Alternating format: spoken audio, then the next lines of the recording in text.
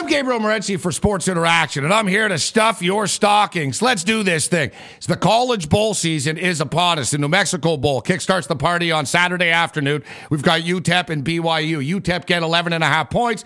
The over-under is 50. Why is the 11.5 significant? Because over the past 6 years, double-digit dogs are 17-9 in bowl games. Now, UTEP's not a very good football team, but they are excited to be in this bowl. It's also in close proximity to their campus as well, so don't be surprised if the Miners have more than a dozen fans there as expected. Now, BYU wasn't expected to be in a bowl after the disastrous start to their season, but heat really started to turn around the second half of the year. BYU's ground game really started to get it going. I like BYU in this game, but I don't want to get in front of that double-digit trend, especially in an early bowl game. Double-digit dogs and underdogs have always historically been to play in these early bowls. And the overs have always been to play early in bowl games as well. Now, you got Auburn and Oregon throwing it down in what? When do they play that game? In 18 months?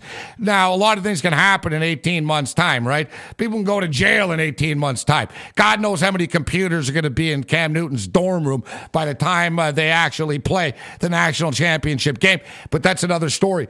I like the overs in these early bowl games. Some of these teams have only been off for a couple of weeks, and some of these teams could actually use the time off to get rested and get prepared for these bowl games. I think we're going to see some points on Saturday afternoon. I'm going to be taking a look at the overs in these football games, specifically the early one here with UTEP and BYU. That's a low number, 50, for a college game. Now, crazy time of the year right now. One of the things that's always really, really pissed me off about college football, one of many things, and no, not the playoff, is the fact that if a kid wants to transfer, if he doesn't like the school, and he wants to transfer, he has to sit out a year. Yeah, coaches are able to bolt and screw the kids all the time. They can leave, and they can leave their kids without a coach in a bowl game. Now, we got Northern Illinois. Northern Illinois really underachieved. They should have won the MAC championship. They were clearly the best team in the MAC, but they choked. So now they find themselves in the Humanitarian Bowl, and they find themselves with their coach bolting from Minnesota. Now they've got a linebacker coach who's never coached before,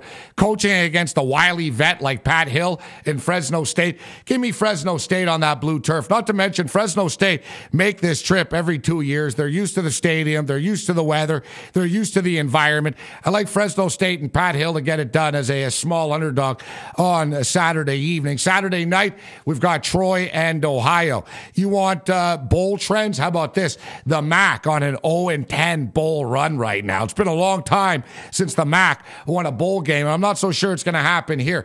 Troy State, located in Alabama. This game taking place in New Orleans. You know, teams that don't have to travel very far usually win bowl games because it means they don't have to travel very far. And it also means that the kids on campus usually get wasted and make the trip over and make a ton of noise. Keep your eye on this, and I guarantee you it's going to seem like a Troy home game on Saturday night. Now, next week we'll really start to get into some of these really, really interesting bowl matchups, but keep your eye on the Las Vegas Bowl. And I've been to this stadium before, and it's not even in Las Vegas. Let's call it the Henderson Bowl, but that's another story. You got Boise State. How excited are Boise State going to be playing in the Las Vegas Bowl? I'm not so sure. Well, Utah will want to atone for getting their ass kicked a couple of times late in the year.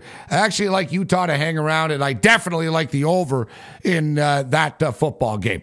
Now, let's take a look at the National Football League board. This is a tricky card this week, yet there's been a lot of weekends where I've absolutely loved the board, and I've told people I love this game, I love that game, and I've been wrong. And there's been other times where I woke up Sunday morning thinking, I don't know if I can find like one game that I really like, and I ended up betting on 6 games, and I go 5-1, so you never really know. One thing I do know right now is that I'll be taking my Buffalo Bills, and I say my Buffalo Bills because I'm a lifelong Buffalo Bill fan, but this is an educated pick. It's not a Homer Simpson selection here.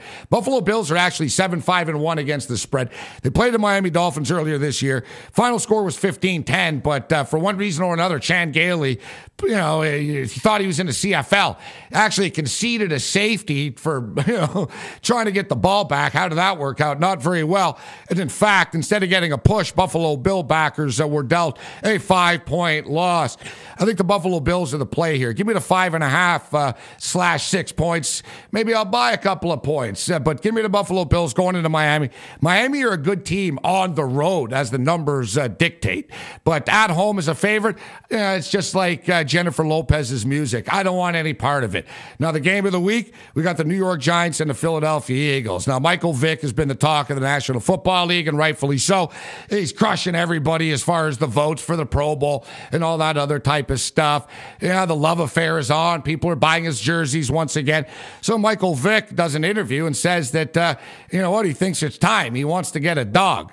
I say, hey, Mike, settle down. The only dogs you should be around right now are hot dogs, all right? Stay away from the kennels, at least for now.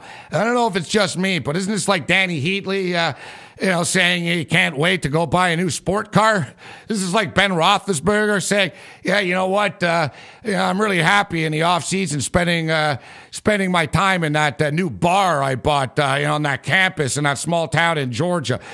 Timing's not right for a dog right now, Michael, but the timing might be right to bet on the Philadelphia Eagles. I'm not so sure the New York Giants are worthy of being 3-point favorites in this football game. This is going to be a lot of fun to watch. It's too bad Aaron Rodgers probably not going to be playing for the Green Bay Packers against the New England Patriots. I'm not so sure they had a chance anyways. Now, as of this taping, we don't know what the line's going to be in that football game.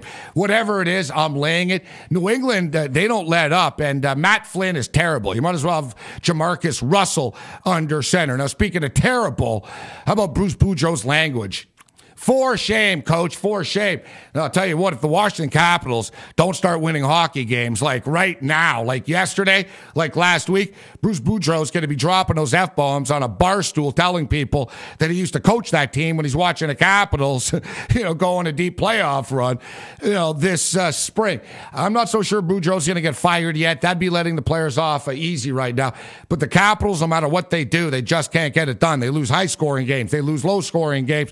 And Boudreau yelling at everybody, I'm not so sure is the tonic, and I'm not so sure the Boston Bruins are going to be the tonic either. Boston coming off a hard-fought loss against the Montreal Canadiens, getting the Washington Capitals on Saturday night. I'm going to be keeping my eye on that along with the bowl games. And speaking of Saturday night, last Saturday night was off the hook in Montreal, and we were there. Now, you want off the hook. Now, the Bell Center was crazier than the Sports Interaction Christmas party, and that's saying something. But, let's go down the highway to Quebec City, and I think it's going to be every bit as nuts as Jean-Pascal and Bernard Hopkins throw it down, as Quebec has become the kingpin of all things fighting.